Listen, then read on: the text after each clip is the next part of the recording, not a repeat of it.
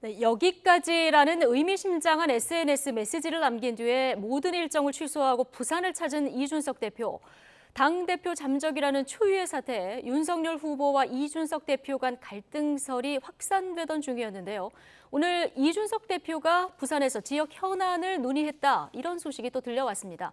해결 국면에 들어간 걸까요? 자, 현 사안 어떻게 보고 계신지, 앞으로 국민의힘 선대위 방향은 어떻게 잡고 계신지 이분께 직접 여쭤보겠습니다. 김병준 국민의힘 상임선거대책 위원장 나오셨습니다. 어서 오십시오. 예, 안녕하십니까? 예, 안녕하십니까?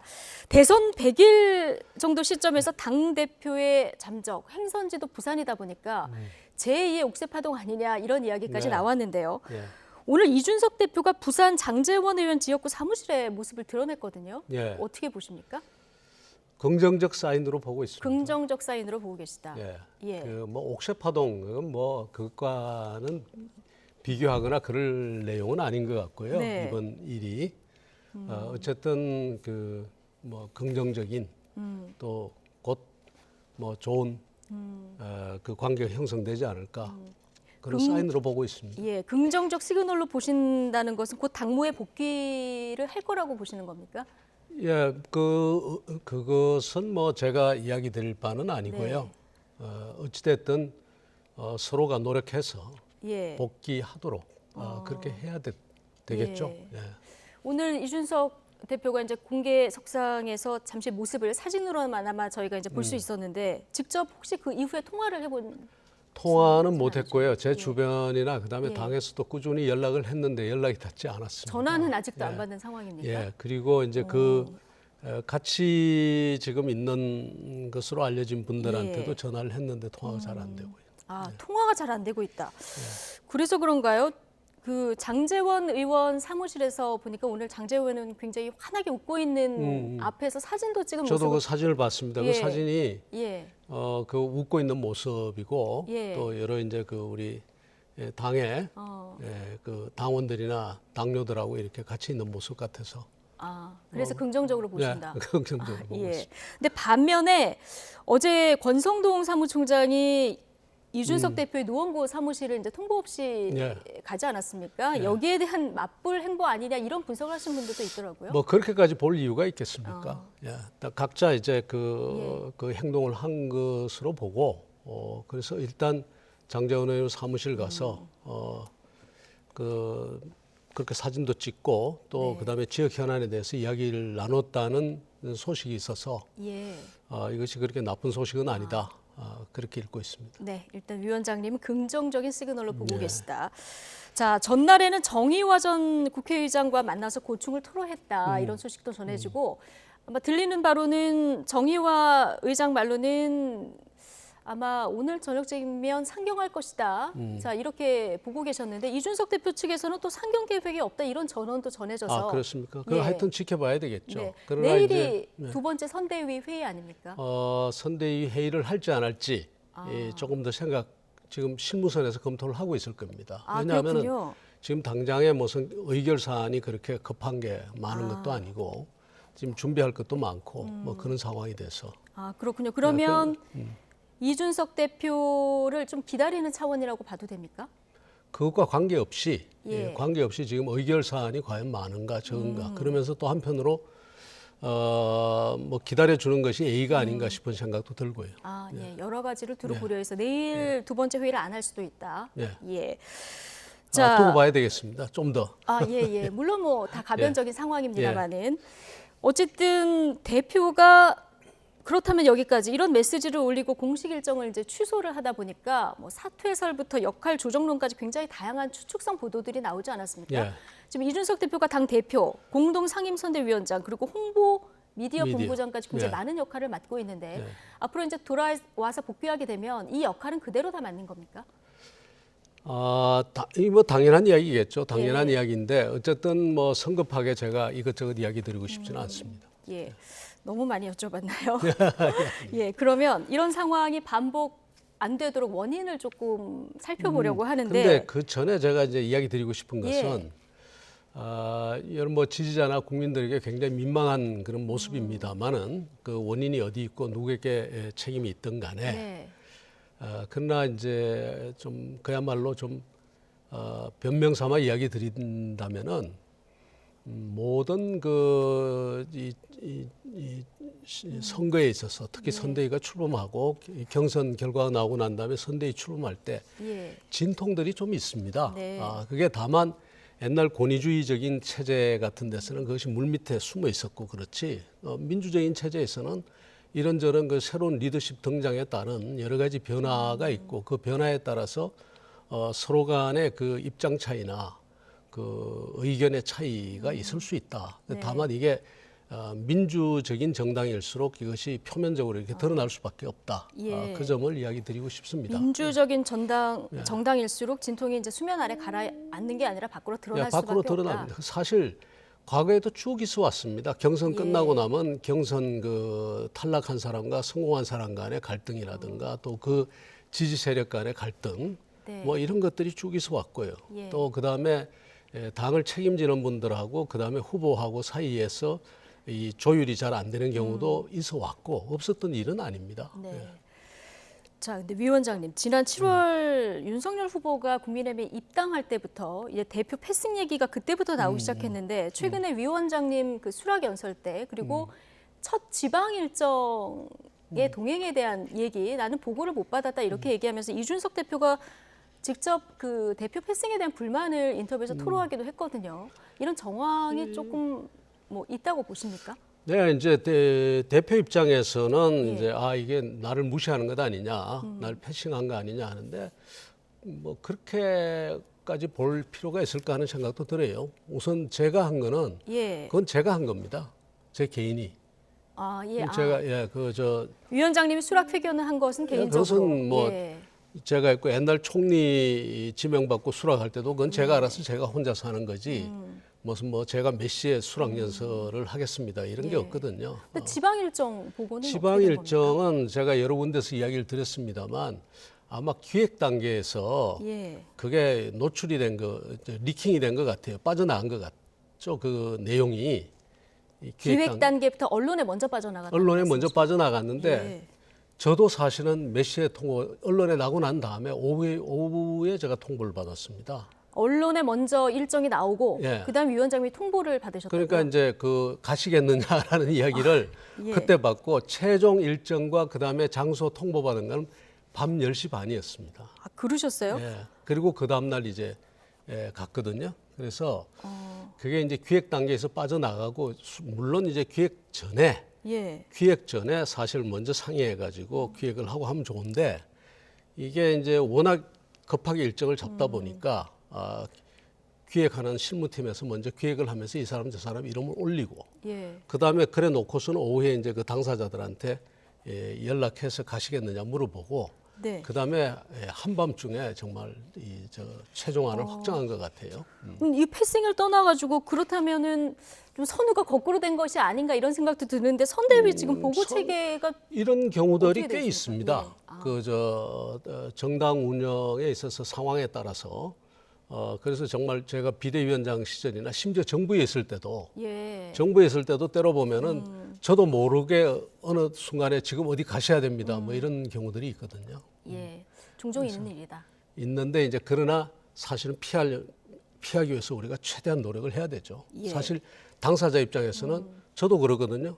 비대위원장 하고 있을 때 어느 날 갑자기 제가 생각지도 않았는데 가서 지금 3시 어디 가셔야 됩니다. 그런데 왜 나한테 이야기 안 했어? 뭐 이런 이야기를 하죠. 그런 차원에서 좀 넓게 봐줬으면 좋겠다는 예, 말씀이시고. 그렇습니다. 자, 윤석열 후보 지금 민주적 정당에서 다양한 의견 차이 얼마든지 있을 수 있다. 아까 이제 이 위원장님 말씀하고 비슷한 맥락인데 예. 근데 무리하게 연락하지 않을 것이고 좀 기다릴 것이다 얘기를 했고요.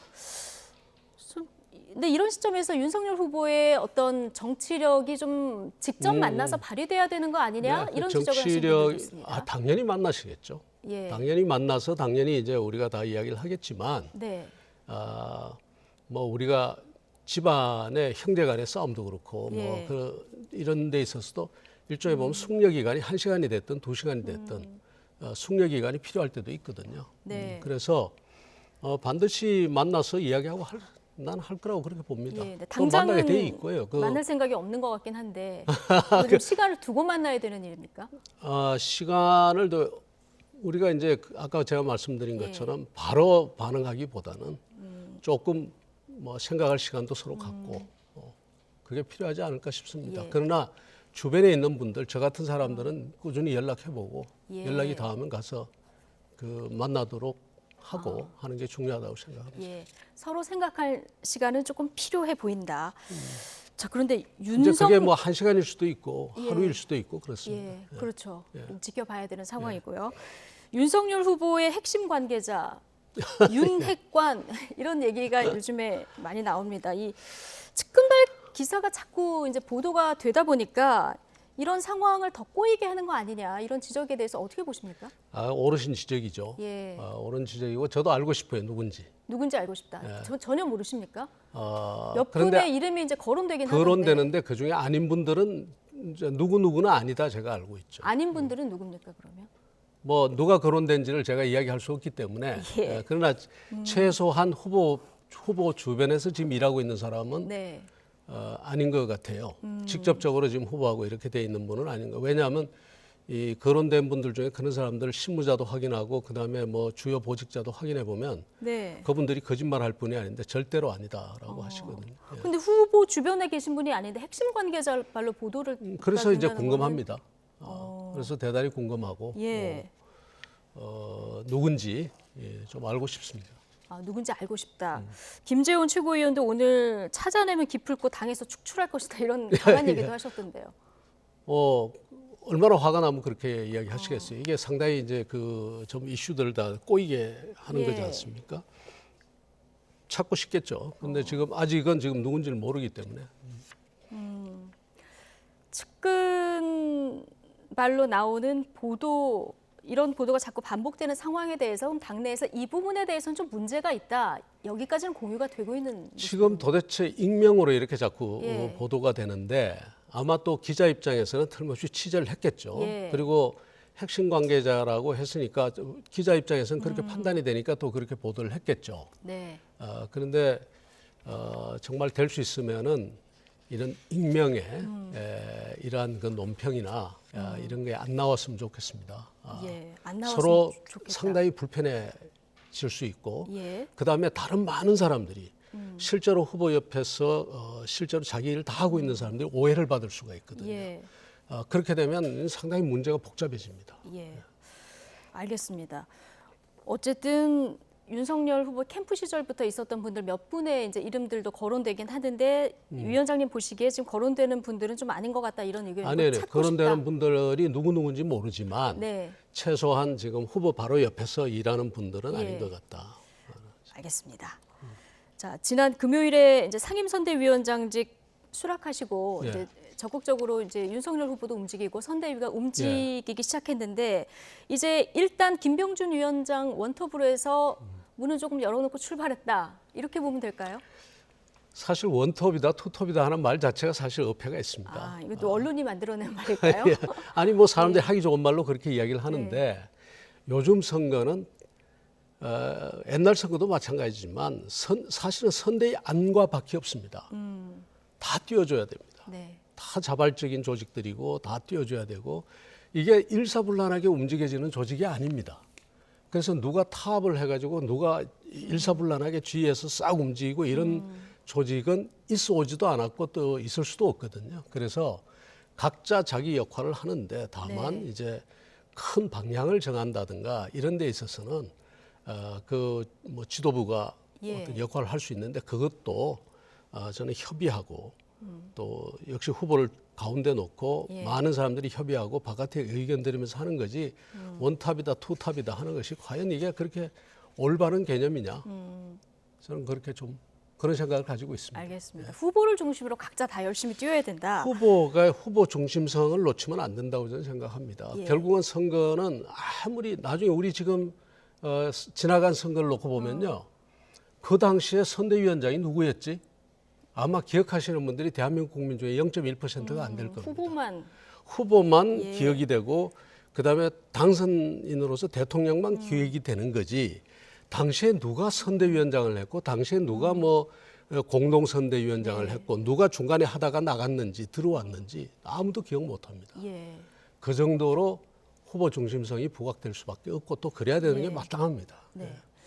총괄 선대위원장직은 여전히 좀 비워놓고 지금 기다리는 중입니까? 지휘로서의 그 자리도 비어 있고, 그다음에 이제 그 물리적 공간으로서의 사무실 그 공간도 사무실 공간도 비어 있습니다.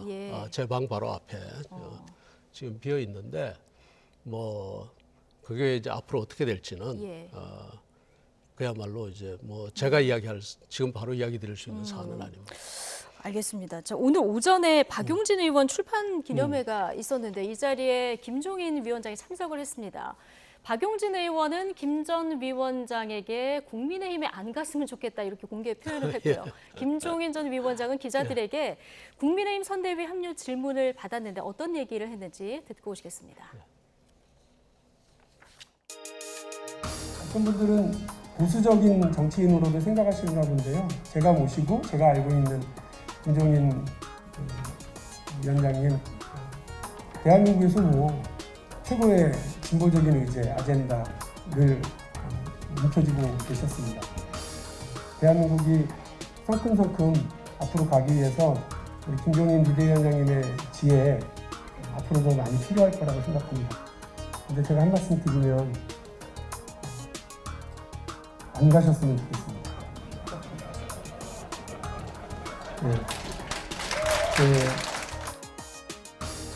이준석 대표가 윤석열 후보와 갈등으로 좀 식구화에 들어갔는데 현재 상황을 좀 어떻게 보시는지 나는 전혀 몰라요. 근데 거기서 무슨 일이 벌어지고 있는지. 이 대표랑 따로 통화하시거나 이런 건 없으세요? 난 전혀 아무 연락도 없어요. 선대위 가능성 아직 남아있나요? 대선에서 국민의힘 대신 민주당을 도울 생각이 있으신가요? 쓸데없는 소리 하지 말고 난 가요. 네. 자, 김종인 위원장 이야기까지 듣고 왔는데 정말 일단 쓸데없는 소리 같은. 정말 쓸데없는 소리다. 그런데 앞서 들어보셨지만 박용진 의원이 상당히 구체적이고 적극적으로 지금 구애를 하고 있는 이런 목소리 듣고 오셨는데요. 절대 민주당에 갈 일은 없다 이렇게 보십니까? 저는 그렇게 믿고 싶습니다. 믿고 싶다. 믿고 있습니다. 믿고 있습니다. 자, 김종인 위원장 뭐 당연히 오늘 기자들이 기다렸다 질문을 했는데요. 국민의힘 갈등 상황, 기자들 뭐 그 선대위 합류 이런 질문을 이제 물어봤는데 여전히 오늘도 나한테 묻지 마라 이렇게 얘기를 하시면서 또 하나가 이제 공정, 정의, 구체성이 보이는 정치인이 없다 이렇게도 얘기를 하셨는데 그 전에 좀 윤 후보한테 우호적인 발언을 많이 하시다가 지금 후보가 없다 이렇게 얘기한 이 발언을 어떻게 해석하십니까? 사실 엄격하게 따지면 공정 정의에 있어서 구체성을 다 완벽하게 가진 그런 후보를 찾기가 쉽겠습니까? 사실은 우리가 조금 부족하더라도 만들어가는 거죠. 만들어가고 또 앞으로 지금까지 그렇더라도 더 좋은 정치인이 될 수도 있는 거고요. 저는 뭐 한편으로 동의를 하면서도 한편으로는 좀 더 적극적으로 우리가 만들어가면 그 좋은 자원들이 많다 이렇게 생각하고 있습니다. 알겠습니다. 어쨌든 총괄 선대위원장직은 지금 사무실도 비워놓고 또 그 자리도 비워놓고 있는 이런 상황이다. 이 말씀까지로 제가 정리를 하고 근데 선대위 구성이 좀 늦어져서 그럴까요? 최근 지지율을 보면 윤석열 후보가 야당의 후보로 선출됐을 때 컨벤션 효과를 많이 보지 않았습니까? 그런데 지금 이 한 일주일 동안 동률을 기록하는 여론조사까지 좀 나온 상황입니다. 어떻게 보십니까? 그러니까 이제 경선 이후에 사실 시간이 많이 흐르면서 선대위 관련한 이야기가 너무 많이 좀 국민들을 피곤하게 한 부분이 있어요, 사실. 그래서 그런 부분에서 좀 표를 잃지 않았나, 민심을 좀 잃지 않았나 싶은데 아마 조만간 결국 후보 중심 체제가 확립이 되고 그러면서 후보가 윤석열 다움을 또 후보 다움을 보이면 곧 다시 반등하리라 생각합니다. 적극 행보를 시작하면 적극 행보를 시작하고 그다음에 실제로 지금 후보의 진면목을 지금 제대로 보이질 못했습니다. 이때까지 여러 가지 뭐 잡다한 여러 요소들 때문에 못했는데 저는 뭐 나름대로 그 많은 이야기를 나누고 제가 믿는 것은 그 윤석열 다움이 나오면 저는 20, 30대를 비롯해서 곳곳에서 그 지지도가 올라갈 수 있다. 그렇게 믿고 있습니다. 예, 윤석열 다음에 나오면 올라갈 수 있다. 자, 그런데 위원장님, 정권 연장을 바라는 국민보다 정권 교체를 원하는 국민들 비율이 지금 저희가 그래픽이 준비가 돼 있을 텐데 지금 훨씬 높거든요. 네. 그런데 여기에 비하면 이 수치에 비하면 그렇습니다. 야당 후보 지지율이 조금 너무 그냥 못 미친다. 다 담지 못하고 있는 게 사실입니다. 다 담지 못하고. 네, 다 담지 못하고 있는 게 사실이고 그 원인은 여러 가지 있을 수가 있죠. 선대위 잡음이라든가 뭐 이런 것들 여러 가지가 있을 수 있는데 앞서 제가 말씀드린 것처럼 예.